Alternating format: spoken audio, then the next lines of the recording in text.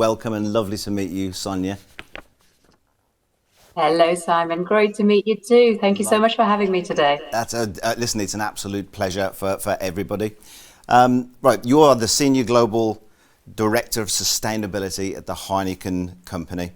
That's a huge job, and that's a big place to be. Could you tell us about your journey and what's brought you to this point, and what it is that you do?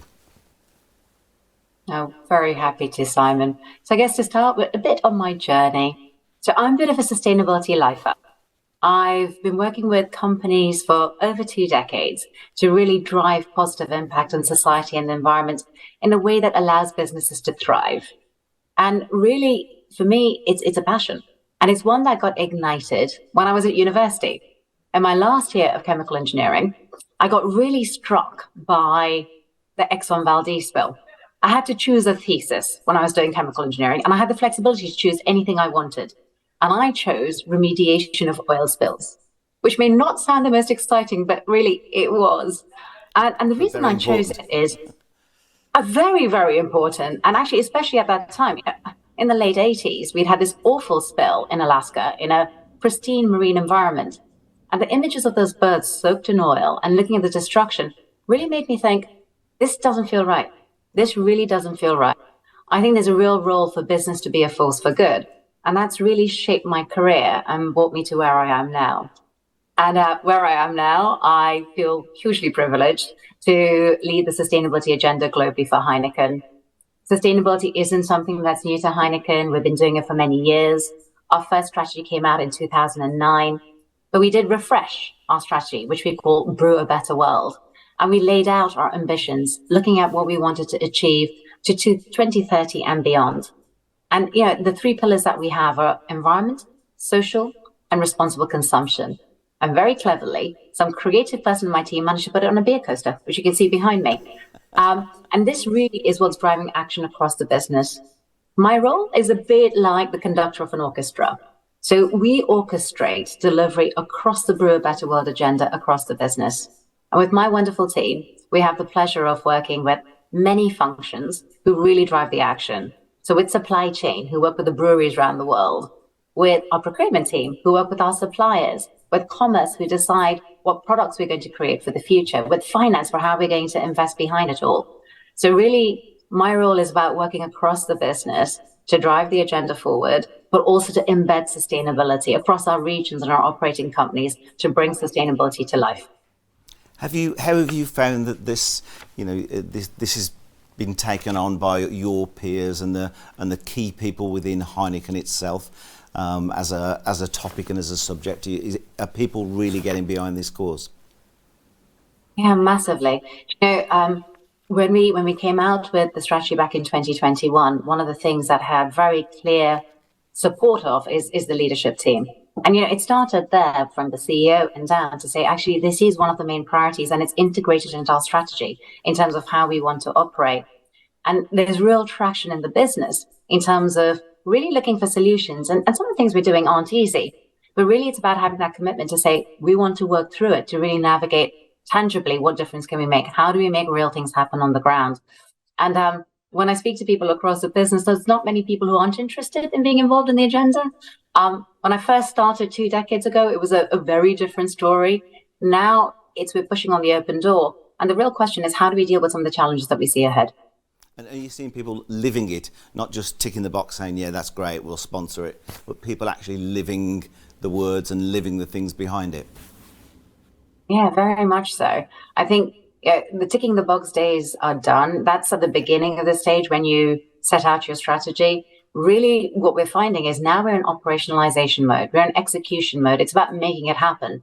And the sustainability agenda evolves and it changes and it grows. So it's about how do we stay agile to meet new needs that are coming in as well.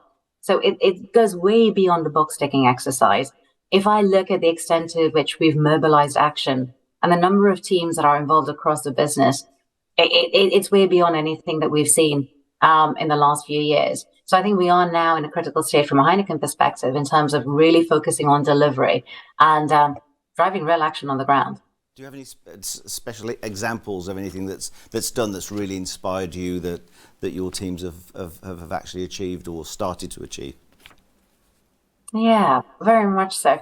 And if I look at what we're doing across the agenda, as I said, the key focus for us now is around operationalization. And really it's about weaving sustainability into the way we work.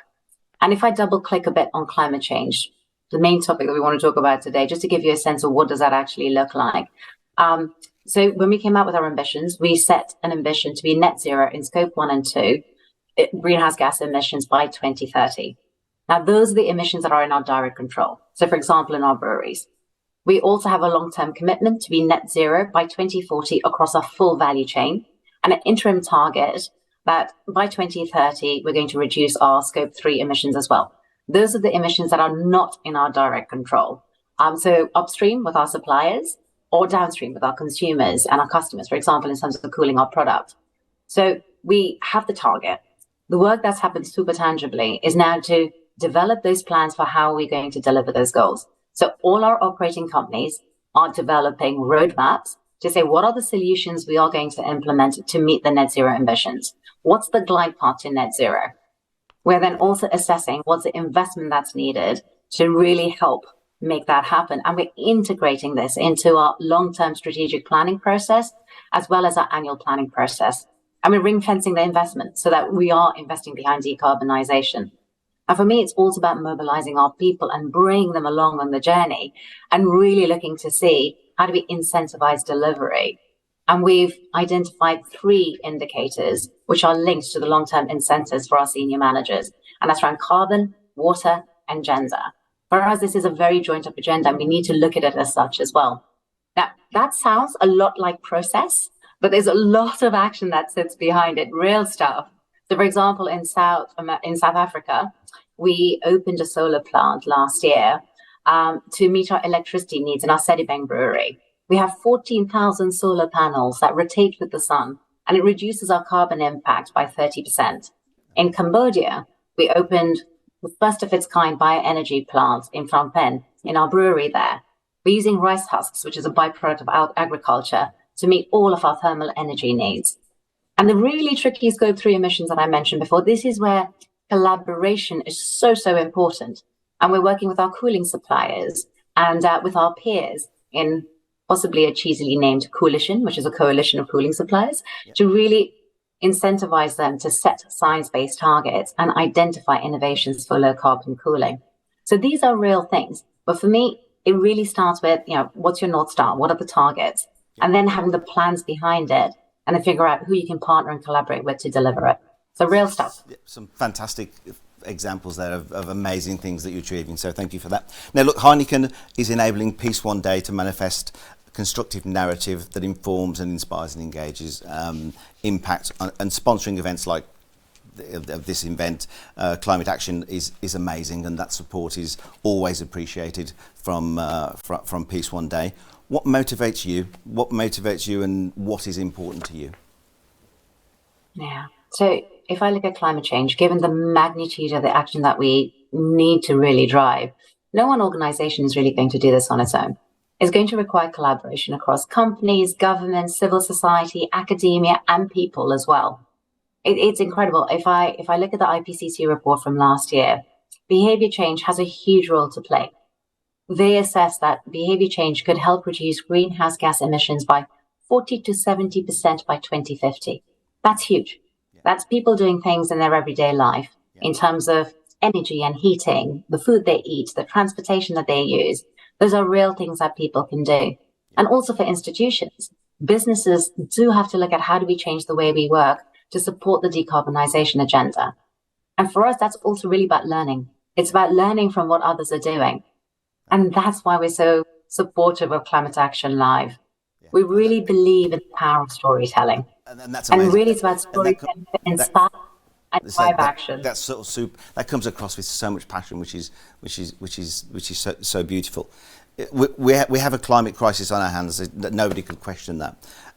What have we got to do as humanity to get through this crisis? What have we got to do? Right. So we need to drive action at scale and at speed. I think it sounds simplistic.